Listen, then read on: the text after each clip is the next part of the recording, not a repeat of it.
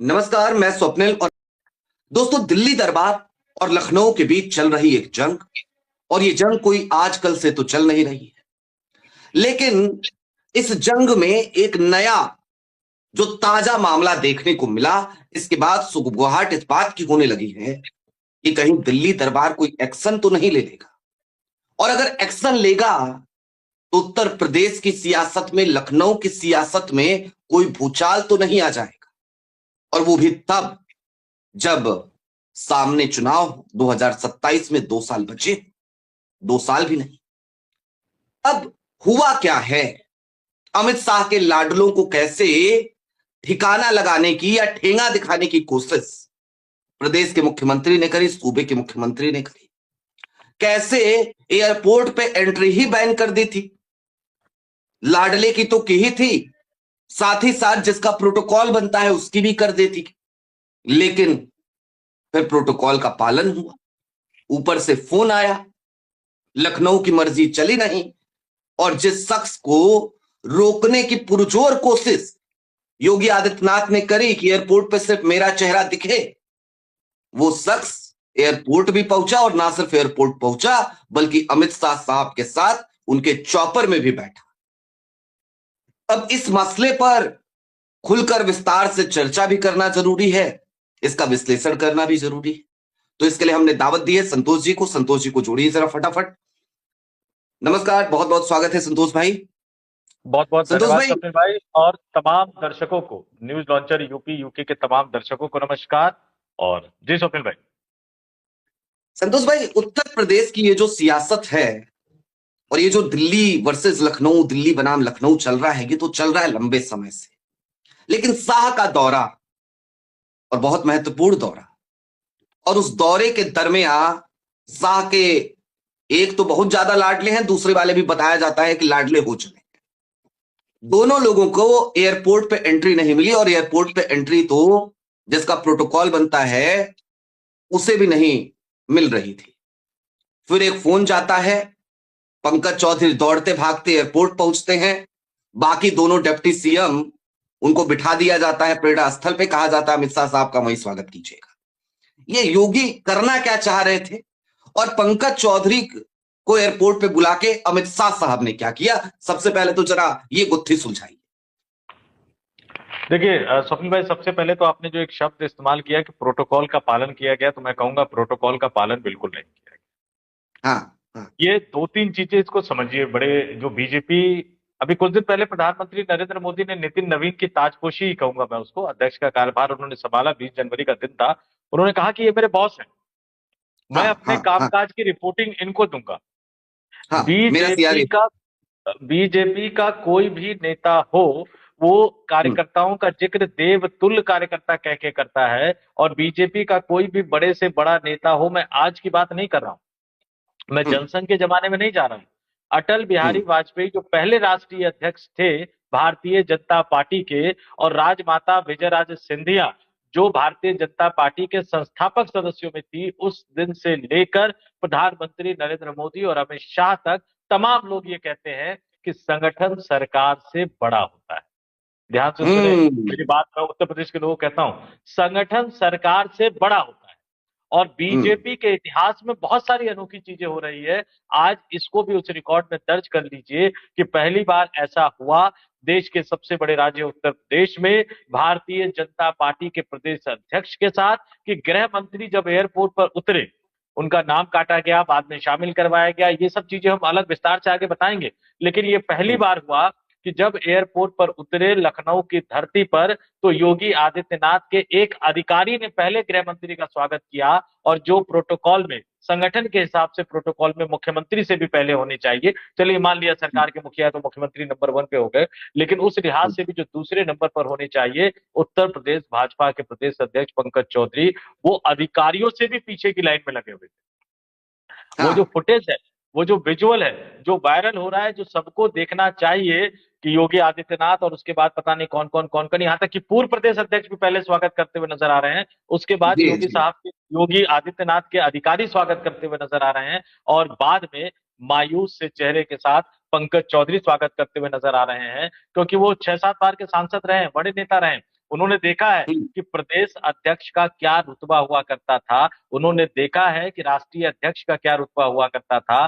भले ही, मैं फिर से दोहरा रहा हूं, भले ही प्रधानमंत्री नरेंद्र मोदी विदेश से आए और भाजपा के अध्यक्ष के तौर पर उनका स्वागत करने के लिए जेपी नड्डा पहुंचे, भले ही जेपी नड्डा को कुर्सी बैठने को ना मिले, क्योंकि वो कहते हैं कि उन्होंने प्रधानमंत्री से शिकायत की थी कि अनिल बलूनी एक जो है वो आपके आदमी है और दूसरे संजय मयूख जो है वो अमित भाई के आदमी है, मेरा तो कोई आदमी ही नहीं है बीजेपी में जो मेरे लिए कुर्सी लगा है।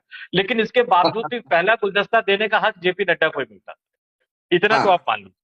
और आगे भी केंद्र की राजनीति में भी पहला गुलदस्ता देने का हक जो है बतौर पार्टी अध्यक्ष जो है वो नितिन नवीन को ही मिलेगा। और बीजेपी में अब प्रधानमंत्री के साथ नितिन नवीन की शक्ल आएगी, किसी और मंत्री की शक्ल नहीं आएगी, किसी अधिकारी की। पीएमओ में जोशी साहब बहुत पावरफुल है, लेकिन जोशी साहब की तस्वीर आपने कहीं देखी है? कहीं नहीं ठीक देखी। बात है। लेकिन आज योगी आदित्यनाथ ने बीजेपी के इतिहास में ऐसा कारनामा करके दिखा दिया कि प्रदेश अध्यक्ष हो, कहां से आए हो? दिल्ली से आए हो, सबसे पीछे खड़े रहो। ठीक है, पहले तो नाम ही काट दिया, अब चलो ठीक है अमित भाई ने कह दिया तो आ जाओ एयरपोर्ट पे, कोई दिक्कत की बात नहीं है, लेकिन सबसे पीछे खड़े रहो। तो एक तरह से अच्छा, दिल्ली दरबार द्वारा भेजे गए नेता की हैसियत योगी आदित्यनाथ नहीं, ने बता दी और नाम संतोष भाई, लेकिन एक चीज, ये खुन्नस इस वजह से भी है क्या? आपने कहा कहां से आए हो, दिल्ली से आए हो, तो मुझे याद आया कि वो आते तो वहां से भी हैं, तो पड़ोसी हैं सीधे सीधे योगी आदित्यनाथ के। तो एक ऐसा लगा जब ये नाम आया पंकज चौधरी जी का, तो हमें तो ऐसा भी लगा कि भाई चलो, एक जो है शिकंजा कसना है योगी आदित्यनाथ पे, Yogi Adityanath out of control हो रहे हैं, तो उन्हीं के क्षेत्र के एक आदमी को, उन्हीं के बगल गिर को उठा करके प्रदेश अध्यक्ष बना दिया जाए। योगी जी इस बात से भी खुन्नस खाए बैठे हैं क्या? नहीं, ये तो बहुत पहले से योगी आदित्यनाथ के साथ खेला चल रहा है। आप देखिए सबसे पहले क्या हुआ, योगी लखनऊ भेजे गए और उनके हम्म, कट्टर विरोधी माने जाने वाले शिवप्रताप शुक्ला दिल्ली में मंत्री बनाकर ले आए गए। हालांकि वो भी हम्म, अड़ नहीं पाए, लड़ नहीं पाए, तो मंत्रिमंडल से तो विदा हुए, अभी राज्यपाल बन के राजभवन का सुख भोग रहे हैं। हम्म, दूसरे नेता आप देखिए जो अभी भी केंद्र की मोदी सरकार में मंत्री हैं, कमलेश पासवान। उनके परिवार हाँ, के साथ योगी आदित्यनाथ के मठ का क्या रवैया है ये हम और आप सभी जानते हैं। लेकिन हम्म, उनको नाराज करते हुए कमलेश पासवान को केंद्र में मंत्री बना दिया गया और यूपी से जुड़े कई अहम मामलों में उनकी मौजूदगी हमेशा रहती है, जिनको योगी आदित्यनाथ व्यक्तिगत तौर पर पसंद नहीं करते हैं, ये बीजेपी के तमाम लोग जानते हैं। पंकज चौधरी का जो है, पंकज चौधरी से नाराजगी की बजाय आप इस बात को समझिए कि सिर्फ पंकज चौधरी, उनके निशाने पर पंकज चौधरी नहीं है। पंकज चौधरी, मैं फिर से दोहरा रहा हूं, प्रदेश अध्यक्ष बन हम्म, तो गए हैं, लेकिन पंकज चौधरी का ना वो कद है, ना वो रुतबा है जो योगी आदित्यनाथ के साथ भिड़ सके। और मैं फिर से एक बात दोहराता हूं, व्यापारी कभी लड़ता नहीं है, व्यापारी कभी हम्म, अड़ता नहीं है। पंकज चौधरी ठीक बात। नेता बड़े हैं, लगातार लोकसभा का चुनाव जीत रहे हैं, लेकिन वो एक हम्म, बड़े बिजनेस समूह के मालिक भी है, एक बड़े बिजनेस समूह के व्यापारी भी हैं, और व्यापारी कभी अड़ता लड़ता नहीं है। दरअसल वो पंकज चौधरी के बहाने वो दिल्ली दरबार को उनकी हैसियत बता रहे हैं, वो अमित शाह को हैसियत बता रहे हैं कि मैं तो चाहता था कि आप स्वतंत्र देव हम्म, सिंह को बने, लेकिन आपने मेरे जाति वाले शब्द को पकड़ के मेरे साथ खेल कर दिया। आपने स्वतंत्र देव सिंह की जाति के ही पंकज चौधरी को आपने प्रदेश अध्यक्ष बनाकर भेज दिया। अच्छा, यहाँ पे एक हम्म, लाइन में विषयांतर हो जाऊंगा। बजट सत्र शुरू होने जा रहा है, बजट पेश हाँ, करना सरकार का, मुझे याद है कि केंद्र सरकार की तरफ से बजट पेश करने में आप वित्त मंत्री हो और उनके जो राज्य मंत्री हुआ करते थे, पसीना छूट जाया करता था सिर्फ। माफ कीजिएगा स्वप्निल भाई, 3 महीने, 3 से 4 महीने बजट बनाने की कवायद की जाती थी स्वप्निल भाई। और आज वित्त राज्य मंत्री जो हैं वो प्रदेश में स्वागत करने के लिए भी उनको जद्दोजहद करनी पड़ रही है। तो फिर जो विरोधी आरोप लगाते हैं, मान लीजिए कि बजट तो पीएमओ में बैठा हुआ कोई व्यक्ति तय करता है या शायद कहीं कोई और बैठा हुआ व्यक्ति तय करता है, निर्मला सीतारमन तो सिर्फ उसको पढ़ने का काम करती है। अब उत्तर प्रदेश की हम्म, राजनीति पर आ जाते हैं। सिर्फ इतना ही नहीं, उसके बाद प्रदेश कार्यालय में जो बैठक होती है, जो बड़ी बैठक होती है प्रदेश कार्यालय में, जिसमें प्रदेश अध्यक्ष रहते हैं, जिसमें मुख्यमंत्री रहते हैं, जिसमें संगठन महासचिव रहते हैं, ये 50 मिनट की मीटिंग। और मैं फिर दोबारा दोहरा देता हूं, ये बहुत कम दर्शकों को पता होगा, प्रधानमंत्री का हम्म, बैठक लेना और अमित शाह का बैठक लेना, दोनों में एक बेसिक फर्क है। अमित शाह जो है, हालांकि प्रधानमंत्री उनको पसंद नहीं करते हैं, लेकिन Amit Shah Sanjay Joshi school of thought से आए हुए हैं। आप उनको हम्म, गोविंदाचार्य स्कूल ऑफ थॉट भी कह सकते हैं। यानी 50 हम्म, मिनट की मीटिंग में सिर्फ कट टू कट बात, कोई मौसम की बात नहीं, कोई टू हवाई द जहाज पॉइंट। की बात नहीं। नरेंद्र मोदी साहब तो मौसम की बात से शुरू करते हैं, शायराना मिजाज पर आते हैं, फिर अपने पुराने किस्से दोहराते हैं, तो अगर वो 1 घंटे की मीटिंग लेंगे तो 40 मिनट तो वो अपने पुराने अतीत में चले जाते हैं। ये उनके साथ है। लेकिन Amit Shah cut to cut बात करते हैं, तो इस 50 मिनट की बैठक में आप समझ लीजिए कि उन्होंने अपनी नाराजगी जता दी, उन्होंने अपनी बात को रख दिया। प्रदेश अध्यक्ष के साथ जैसा व्यवहार हुआ वो उन्होंने सारी बात रख दी। जिस तरह से व्यवहार नहीं होना चाहिए वो भी उन्होंने बता दिया। अगर गृह मंत्री उत्तर प्रदेश आ रहा है, दोनों डिप्टी सीएम की ड्यूटी आप उत्तर प्रदेश से बाहर लगा देते हो ताकि वो गृह मंत्री से मुलाकात न कर सके। मुख्यमंत्री और मुख्यमंत्री के करीबी लोग अमित शाह के पूरे दौरे को हाईजैक करने की कोशिश करते हैं कि कोई एक्चुअली विरोध की आवाज उनको सुनाई न दे। ये अमित शाह, आप उनकी आलोचना कर दीजिए, आप उनकी तारीफ कर लीजिए, लेकिन उनकी कार्यशैली का, उनकी मेहनत करने का मैं बहुत ज्यादा प्रशंसक रहा हूं। और खुद अमित शाह, बहुत कम दर्शकों को पता होगा कि इंदिरा गांधी के कामकाज करने के ढंग के बहुत बड़े प्रशंसक जो है वो अमित शाह रहे हैं। तो कम से कम अमित शाह इस तरह का व्यवहार तो बर्दाश्त नहीं करेंगे। अब क्या कहा, कैसे कहा, किन शब्दों में कहा, वही उत्तर प्रदेश की राजनीति का असली सच है। ठीक है। अब एक चीज और, लाडलों पे अभी आएंगे, लेकिन उन्हीं में से एक लाडले ने योगी जी को सीधे सीधे बता दिया कि भैया गलत भी कर रहे हो। शंकराचार्य के साथ जिस तरीके का हमने बीते दिनों में देखा है और अभी भी हम देख रहे हैं, और एक हठ धर्मिता हम देख रहे हैं आज की तारीख में सरकार की, और अब तो योगी जी ने बीते दिनों कालनेमी तक कह दिया शंकराचार्य जी को। लेकिन इधर योगी आदित्यनाथ कालनेमी कह रहे थे, उधर दूसरी तरफ शाह साहब के लाडले यानी कि मौर्य जी वो माफी मांग रहे थे और कह रहे थे कि अब इसका पटाक्षेप होना चाहिए, अब इसका समापन होना चाहिए और उन्हें स्नान स्नान करना चाहिए, और वो माफी भी मांग रहे थे। लेकिन केशव मौर्य एक तरफ तो भाई बचाना चाह रहे कि नहीं हम ऐसा नहीं करते, भारतीय जनता पार्टी ऐसा नहीं करती। योगी जी दूसरी तरफ नोटिस पे नोटिस भिजवा रहे हैं, उधर शंकराचार्य भिड़े हुए हैं। इसका भी असर दिल्ली के एक्शन में दिख सकता है क्या? कोई एक्शन वाकई में होगा क्या? देखिए, हमें इस पूरी परंपरा को थोड़ा सा समझना होगा स्वप्निल भाई। मैं तमाम द न्यूज लॉन्चर के दर्शकों को बताना चाहूंगा, केशव प्रसाद मौर्य कहाँ से आए हैं। वो विश्व हम्म हिंदू परिषद के जो नेता स्वर्गीय सिंघल साहब, जिन्होंने राम मंदिर आंदोलन को हम्म चलाया, उनके करीबी नेता रहे हैं। और विश्व हिंदू परिषद ने कोई बीजेपी के संगठन के बल पे राम मंदिर आंदोलन को नहीं चलाया था। ये बहुत सारे लोग जानते समझते होंगे कि हम्म बीजेपी ने किया, लालकृष्ण आडवाणी ने किया, नहीं किया। राष्ट्रीय स्वयं बीजेपी ने अपने कार्यकारिणी में एक तरह से प्रस्ताव पारित किया, राष्ट्रीय स्वयंसेवक संघ उसमें हम्म जुटा। विश्व हिंदू परिषद को हम्म काम दिया गया इस देश के साधु संतों को जोड़ना, और उस जोड़ने में केशव प्रसाद मौर्य के एक छोटे से कार्यकर्ता के तौर पर, उस समय बहुत बड़े चेहरे नहीं थे, लेकिन एक छोटे से कार्यकर्ता के तौर पर उनकी भूमिका थी। इन साधु संतों को जोड़कर इनका समर्थन हासिल करके राम मंदिर आंदोलन को बढ़ाया गया, और इन्हीं साधु संतों के समर्थन के बल पर भारतीय जनता पार्टी आज इस देश की सत्ता पर राज कर रही है। ये केशव प्रसाद मौर्य से बेहतर कोई समझ नहीं सकता। अब दूसरी बात पे, जहां तक योगी आदित्यनाथ हिंदू महासभा, जो मठ है उनका, उनके गुरु और गुरु के गुरु जो रहे हम्म वो हिंदू महासभा से जुड़े हुए रहे हैं। और वो बीजेपी से हम्म राजनीतिक हम्म पारी की शुरुआत, मठ के पुराने उनके गुरुओं की बीजेपी से शुरुआत हुई भी नहीं। वो तो बाद में जब राम कोई मंदिर भी नहीं। आंदोलन शुरू हुआ और तमाम लोगों को जोड़ा जाने लगा तो वो उसमें जुड़ गए। और योगी आदित्यनाथ हम्म एक युवा लोकसभा सांसद बने थे, निश्चित तौर पर बोलते बहुत अच्छा थे। तो इन दोनों की विचारधारा में कभी भी बहुत ज्यादा सामंजस्य रहा नहीं। अब यहां पर हम्म देखिए, हम्म जिस समय योगी आदित्यनाथ हरियाणा में कालने भी बोल रहे थे, हम्म लगभग वही हम्म समय उत्तर प्रदेश के पूर्वांचल के गाजीपुर में केशव प्रसाद मौर्य शंकराचार्य जी कहते हुए एक तरह से माफी मांगते हुए नजर आ रहे थे। तो ये हम्म सीधा सीधा बताता है कि एक दो ध्रुवों में उत्तर प्रदेश की भारतीय जनता पार्टी बट गई है, और बांटा इसको आला कमान ने बांटा है। और फिर कहता हूं, कई बार परिस्थितियां ऐसी बन जाती है जिन परिस्थितियों का इस्तेमाल किया जाता है। राम मंदिर आंदोलन के दौरान उस विवादित ढांचे को किसने तोड़ा और उसमें कल्याण सिंह की सहमति थी या नहीं थी, ये बड़ा विवादों का लंबा विषय है। और कल्याण सिंह कहते हैं कि भाई उनके साथ ऑफ द रिकॉर्ड कहते थे कि खेला हो गया। एक बड़े पत्रकार ने अपनी किताब में भी बाद में इसको लिखा। यहां पे भी आप समझिए हम्म कि जो कुछ भी प्रयागराज में हुआ, योगी आदित्यनाथ अपनी जिम्मेदारी से बच नहीं सकते। और उसके बाद जिस तरह से हॉट पकड़ लेते हैं, जिस तरह से वो जिद पकड़ लेते हैं, और बड़ा आजकल एक वेब सीरीज ओटीटी पे बहुत ज्यादा पॉपुलर है स्वप्निल भाई, हम्म फ्रीडम एट मिडनाइट। उसका बड़ा अच्छा वाकया है कि जब हम्म प्रधानमंत्री उस समय के जब जवाहरलाल नेहरू आजादी के कार्यक्रम की रूपरेखा तय कर रहे थे तो साधुओं का एक दल जबरदस्ती उनके घर में घुस जाता है और वो जवाहरलाल नेहरू पे चीखने हम्म, चिल्लाना शुरू कर देते हैं। वो साधुओं के दल को बिठाते हैं, हम्म, पानी ऑफर करते हैं। ये सेंगोल वाला जो जिक्र है ना, मोदी साहब बहुत सी चीजें छुपा जाते हैं, आधा सच बताते हैं।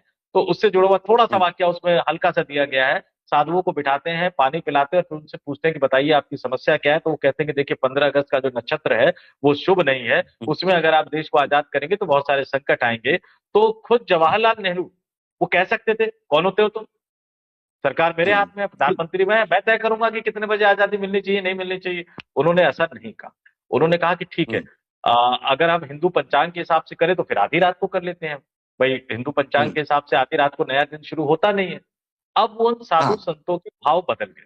तो उस समय देश में जवाहरलाल नेहरू के अलावा कौन नेता था बताइए मुझे, जिन पर महात्मा गांधी का हाथ हो, उनके सामने कौन नेता खड़ा होने की हिम्मत कर सकता था। साधु सन्यासी संत की बात तो छोड़ दीजिए, लेकिन नेता ठीक है। स्टेटमैन वो होते हैं जो साधु संत सन्यासी का सम्मान करते हैं। और दिन रात जवाहरलाल नेहरू की आलोचना करने वाले भाजपाई संत पर लाठी बरसाते हैं। और वो लाठियां तो चलिए पुलिस ने बरसाई, पुलिस अधिकारियों कर्मचारी वो ठीक है, उनको प्रशासन को आप जो कुछ कहिए, योगी हम्म, आदित्यनाथ का ना जाना, काल नेमी कहना, और फिर भारतीय जनता पार्टी की जो ट्रोल आर्मी है उनको उतार दिया उन्होंने मैदान में, जो शंकराचार्य को फर्जी शंकराचार्य कहते हुए घूम रहे हैं। हालांकि वो सब बेनकाब हो रहे हैं, क्योंकि हम्म, प्रधानमंत्री का वीडियो नहीं, आ गया पैर छूते इसमें हुए, उत्तर प्रदेश इसमें के कई इसमें नेताओं बात का ये भी वीडियो है आ ना। गया पैर छूते हुए। नहीं नहीं संतोष भाई, इसमें बात ये भी है ना। नहीं, उनका क्या आ गया, अंबानी की शादी में तो खुद जाकर के प्रधानमंत्री नरेंद्र मोदी वही मैं आशीर्वाद ले कह रहा रहे हूँ, थे। ये प्रधानमंत्री का वीडियो आ गया, मतलब बड़ी प्रधानमंत्री का भी तरीके से वीडियो आ गया, आशीर्वाद ले बचा रहे क्या थे। है? अच्छा नहीं, एक बात हम्म, और, एक बात और बहुत कम दर्शकों को पता होगा। सबसे बड़ी दिलचस्प बात है कि खुद गोरखनाथ मठ में हम्म, उनका स्वागत किया गया था। और हम्म, गोरखनाथ मठ में उनका स्वागत किया गया। और गोरखनाथ मठ का जो ऑफिशियल एक्स अकाउंट है स्वप्ने भाई, उस एक्स अकाउंट पर उसको शेयर किया गया बाकायदा, उनकी तारीफ में अच्छा, कसीदे पढ़ते हुए, उनकी तारीफ में उनकी तारीफ में लिखते हुए। और मैंने उस वीडियो को अपने एक्स अकाउंट पे जो है वो रीपोस्ट भी किया है। और तमाम लोगों को ये देखना चाहिए कि कैसे वक्त बदलता है। मैं तारीख बता देता हूँ, ये 2 अप्रैल 2024, ध्यान से दर्शक सुने हमारे द न्यूज लॉन्चर के, 2 अप्रैल 2024 को गोरखपुर के उसी मठ में यही शंकराचार्य जी गए थे। और श्री गोरखनाथ मंदिर का जो ऑफिशियल एक्स अकाउंट है स्वप्निल भाई, उसने ट्वीट किया इनके पूजा अर्चना करते हुए। और उसपे लिखा है कि श्री ज्योतिर्मठ बद्री का आश्रम हिमालय के पीठाधीश्वर, ध्यान से सुनिएगा, ये हम्म, गोरखनाथ मठ लिख रहा है, श्री ज्योतिर्मठ बद्री काश्रम हिमालय के पीठाधीश्वर जगत गुरु शंकराचार्य, जगत गुरु शंकराचार्य स्वामी श्री अविमुक्तेश्वरानंद सरस्वती जी महाराज ने आज श्री गोरखनाथ मंदिर में शिव अवतारी महायोगी गुरु श्री गोरखनाथ जी के दर्शन और पूजन किए हैं। ये अप्रैल 2024, एक साल भी नहीं बीता है अभी, और एक साल से ज्यादा हो गया है, माफ कीजिएगा। आप ये समझ लीजिए कि अप्रैल लगभग लगभग दो ठीक साल है। भी नहीं बीते अभी। हाँ, और जिनको आप शंकराचार्य कह रहे थे, उनको आज आप फर्जी जी, बनाने की छेड़ रहे हैं। अच्छा मैं एक बात और कहूंगा, देखिए बतौर हम्म, सनातनी व्यक्ति, मैं साधु संतों की परंपरा में व्यक्तिगत रूप से यकीन रखूं या ना रखूं, लेकिन मैं सनातन के भगवानों को मानता हूं। शिव जी को, विष्णु जी को, ब्रह्मदेव को, काली माता मेरी कुलदेवी है, मैं इनको नहीं मानता नहीं, हूं। लेकिन इसके बावजूद मैं कहूंगा, इनका डबल स्टैंडर्ड सामने आ रहा है कि हिंदुत्व और सनातन के नाम पे सत्ता में आकर, और अगर आप अखिलेश यादव का एग्जाम्पल दे रहे हो तो मैं कहूंगा कि फिर तो आपको इनको कहना ही नहीं चाहिए कि कांग्रेसी शंकराचार्य है ये। हाँ, ठीक बात है। नहीं, मैं एक छोटी सी चीज और दर्शकों के लिए कहना चाहता हूं यहाँ पे संतोष जी। शंकराचार्य हैं, उस पद पे हैं, और हैं तो हैं। कोर्ट में मामला गया, ठीक है। कोर्ट ने ये तो नहीं कहा कि शंकराचार्य नहीं लिख सकते, वो तो नहीं कहा उस ऑर्डर में।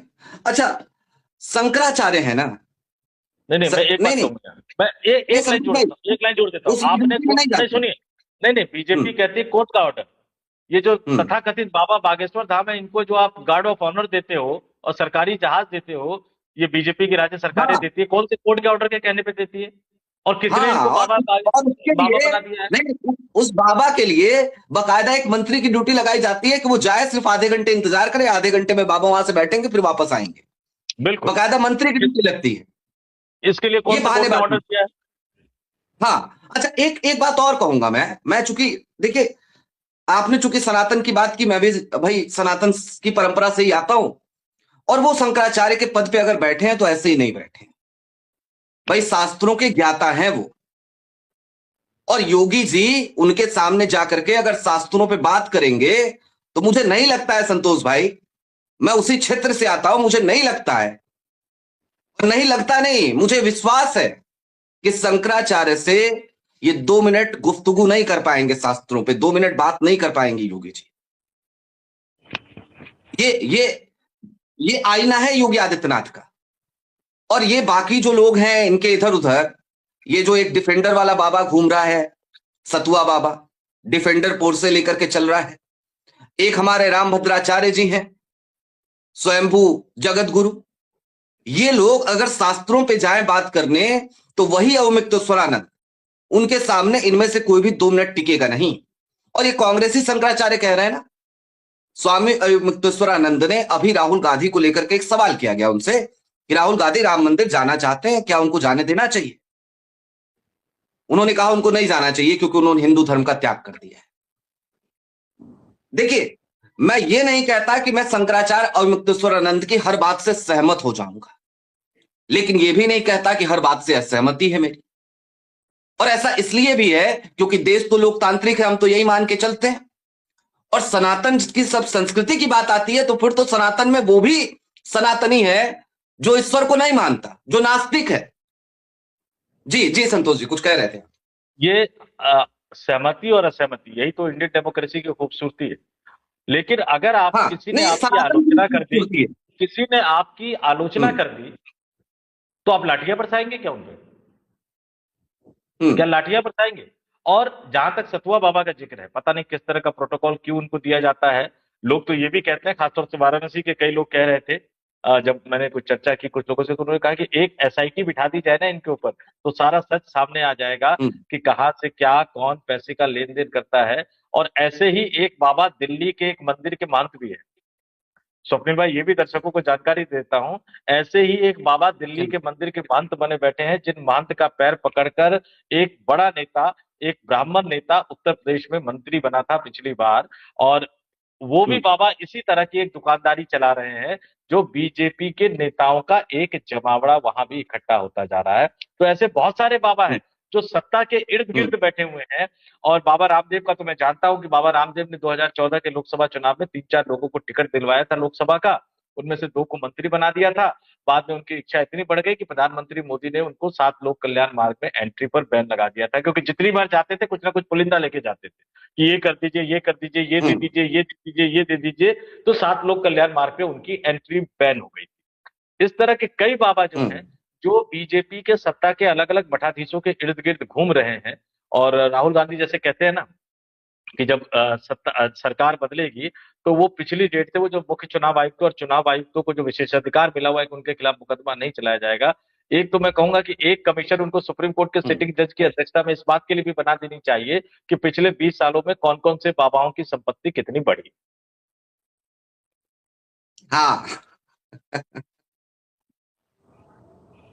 ठीक बात, ठीक बात। संतोष भाई, एक आखिरी सवाल, और सवाल क्या, बस मैं इतना दर्शकों के लिए समझना चाहता हूं। ये हम लोग को लग रहा था बीच में खबरें आनी लगभग बंद हो गई थी इस तरीके की, और हमको लग रहा था योगी सरेंडर कर गए, ऐसा लगने लगा था। योगी ने फिर आंखें दिखा दी, योगी ने फिर हठ धर्मता पाल ली है। अब ये जंग 2027 तक चलेगी या 27 से पहले भी कुछ होने के आसार दिख रहे हैं? देखिए स्वप्निल भाई, 2-3 चीजें समझिए बड़े आराम से। जब पंकज चौधरी को प्रदेश हम्म, अध्यक्ष बना के भेजा गया, जो मेरे सूत्र ये बताते हैं हम्म, कि एक तरह से सीज फायर हुआ था। सीज फायर ये हुआ था कि हम्म, ठीक है, आप दिल्ली दरबार का प्रदेश अध्यक्ष ले लीजिए, लेकिन वाराणसी और हम्म, वाराणसी के आसपास का जो चुनाव का पूरा काम है वो सीआर पाटिल देखेंगे, जो गुजरात प्रदेश के बीजेपी के अध्यक्ष रह चुके हैं, मोदी कैबिनेट में मंत्री हैं और मोदी के करीबी आदमी माने जाते हैं। वाराणसी और वाराणसी के आसपास के हम्म, सीटों का समीकरण वो देखेंगे, चुनावी तैयारियों को वो देखेंगे। सब कुछ स्मूथली चल रहा, लेकिन बीच में शंकराचार्य का हम्म, विवाद और फिर यूजीसी को लेकर जो विवाद खड़ा हो गया है। अब उत्तर प्रदेश में हाँ, बीजेपी हाँ, को लग रहा है कि जिस तरह की छवि योगी आदित्यनाथ की है, उस छवि के साथ आप 2027 का विधानसभा चुनाव जीत नहीं सकते। और जैसे ही आप विधानसभा चुनाव नहीं जीतोगे तो अखिलेश यादव जो पिछली बार अधिकारियों पे भरोसा करके बेचारे रह गए कि उन्होंने न वोटर लिस्ट को ढंग से देखा, न चुनावी तैयारियों को ढंग से देखा, अगर 27 में वो सीएम बनेंगे तो 29 के लिए वो गलती नहीं करेंगे। और जब 29 में अगर 27 में अगर यूपी हाथ से चला गया तो 29 में फिर दिल्ली भी हाथ से चली जाएगी, ये बीजेपी आलाकमान को पता है। अब उनके पास समस्या हाँ। क्या है? क्या वो ओबीसी मुख्यमंत्री बनाएंगे, क्या वो ब्राह्मण मुख्यमंत्री बनाएंगे, या वो एक एक्सपेरिमेंट करेंगे कि एक ढीला ढाला कमजोर सा मुख्यमंत्री लाकर रख दिया जाए। कमजोर सा मुख्यमंत्री मैं कहूं तो कमजोर से भी कमजोर मान लीजिए, भजन लाल शर्मा और मोहन यादव से भी कमजोर एक मुख्यमंत्री लाकर रख दिया जाए और सब कुछ दिल्ली दरबार चलाए, और योगी आदित्यनाथ को दिल्ली लाकर एक बड़ा सा पोर्टफोलियो दे दिया जाए। यानी टॉप 4 में जो, अब टॉप 4 या टॉप 5 की अगर मैं बात कर लूं, भैया प्रधानमंत्री तो छोड़ेंगे नहीं, गृह नहीं, हमको मंत्री तो तो वैकेंसी छोड़ेंगे नहीं। नहीं, हमको वैकेंसी नहीं दिख रही है टॉप 5 टॉप 4। वैकेंसी बताता हूँ, गृह मंत्री छोड़ेंगे नहीं। वित्त मंत्रालय का जहां तक हाँ। सवाल है, वहां अगर गलती से योगी आदित्यनाथ आ गए तो फिर योगी आदित्यनाथ नरेंद्र मोदी साहब का अडानी वाले मामले में वही हाल कर देंगे जो वीपी सिंह ने कर दिया था बोफोर्स मामले में राजीव गांधी का, जो जांच और ये तमाम चीजें हुई। तो वो वित्त मंत्रालय तो दे नहीं सकते, वहां तो साहब के मित्र के हित जुड़े हुए हैं। उसके बाद बच जाता है एक रक्षा मंत्रालय। अच्छा, रक्षा मंत्रालय अगर आप देखें तो वो एक सूट करता है, मैं बताता हूँ क्यों सूट करता है। आप ये देखिए कि जिस दिन हाँ। से नितिन नवीन जो है बीजेपी के राष्ट्रीय अध्यक्ष बने हैं, जिस दिन से नितिन नवीन को हाँ। बीजेपी के राष्ट्रीय अध्यक्ष की कमान सौंपी है, राजनाथ सिंह एक कार्यक्रम तय करवाते हैं और नागपुर चले जाते हैं। ठीक है, और नागपुर जाकर उन नितिन गडकरी के घर जाकर मुलाकात करते हैं जिन नितिन गडकरी को राष्ट्रीय अध्यक्ष दोबारा न बनाया जाए, इसको लेकर जो चौकड़ी की रणनीति थी, उस चौकड़ी की रणनीति का बड़ा हिस्सा थे। अच्छा, एक बात और दिलचस्प, उस दिन के बाद से राजनाथ सिंह भी भागे भागे घूम रहे हैं, और उसके बाद वो लालकृष्ण आडवाणी से भी मिलने चले गए। अब आडवाणी जी की तबीयत बहुत खराब है, आडवाणी जी को घर बिठाने में राजनाथ सिंह की बड़ी भूमिका रही है। लोग भले ही नरेंद्र मोदी अमित शाह कहे, लेकिन उनको इंप्लीमेंट किया राजनाथ सिंह ने। तो वहां जाकर भी वो हाँ। हाँ। मदद मांगते नजर आ रहे हैं, क्योंकि 74 साल के स्वप्निल भाई, 74 साल के राजनाथ सिंह भारतीय जनता पार्टी के संसदीय बोर्ड के सदस्य हैं, भारतीय जनता पार्टी के केंद्रीय चुनाव समिति के सदस्य हैं। संसदीय बोर्ड फैसला लेने वाली सर्वोच्च इकाई है, चुनाव समिति टिकट बांटने वाला इकाई है, लेकिन इन दोनों ही संगठन के सदस्य राजनाथ सिंह मार्च अप्रैल के बाद, यानी जब नई टीम बनेगी तो नहीं रह पाएंगे। तो जब वहां से जाएंगे तो मंत्रिमंडल से भी एक तरह से विदाई हो सकती है। तो इसलिए राजनाथ सिंह भी घबराए हुए, और मैं ये मान के चलता हूं कि जब भी कोई समझौते का फॉर्मूला बनेगा तो डिफेंस मिनिस्ट्री जो है वो योगी आदित्यनाथ का इंतजार कर रही है। लेकिन सवाल यह है कि योगी मानेंगे या अड़ जाएंगे या लड़ेंगे, और योगी आदित्यनाथ क्या लड़ने की हैसियत में है या नहीं, ये तमाम चीजें माननी पड़ेगी। और दूसरा बात, जो मोदी के स्टाइल पे चले हैं, आप देखिए, ये हमें दर्शकों को समझना पड़ेगा। मोदी ने एक समय बीजेपी के नेताओं की, कार्यकर्ताओं की हालत वो कर दी थी कि उनको लगता था कि मोदी नहीं आएगा तो हम सरकार में नहीं आ सकते। 2004 तक सत्ता में रहे, सत्ता सुख भोगा, बीजेपी के नेताओं ने भी, आरएसएस के नेताओं ने भी। अब 4 हारे, 9 बुरी तरह से हार गए, लौह पुरुष जैसे लालकृष्ण आडवाणी, वो बुरी तरह से हार गए। और के हारने के बाद उनको समझ में नहीं आ रहा था कि कौन उनको सत्ता में ला सकता है। उसका फायदा 2012 के बाद नरेंद्र मोदी ने उठाया। जब भी जहां भी वो जाते थे, उनका इकोसिस्टम जाके मोदी मोदी मोदी, हिंदू हृदय सम्राट। योगी आदित्यनाथ, अभी बीजेपी कार्यालय में नितिन नवीन की ताजपोशी थी, बैठने के लिए प्लास्टिक वाली कुर्सी दी गई थी, वो भगवा कपड़ा तो कहीं नजर नहीं आ रहा था, लेकिन वहां भी लोग योगी योगी के नारे लगा रहे थे। अब आला कमान बड़ा परेशान हो गया भैया।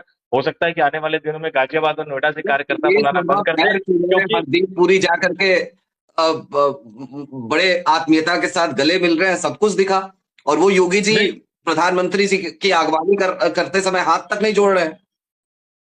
नहीं, और इसमें ये देखिए, अब बीजेपी के आलाकमान को पहले क्या होता था, भीड़ इकट्ठी करनी होती थी तो दिल्ली से करते थे, गाजियाबाद, नोएडा, गुड़गांव, फरीदाबाद से बुलाते थे।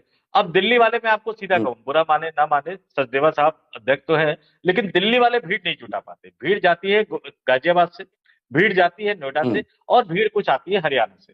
लेकिन अब बीजेपी आलाकमान को लग रहा है कि भैया हर बार ऐसे भीड़ बुला लोगे, इतने मुख्यमंत्री मौजूद थे, इतने बड़े नेता मौजूद थे, प्रधानमंत्री मौजूद थे, और कार्यकर्ता वहां योगी योगी के नारे लगा।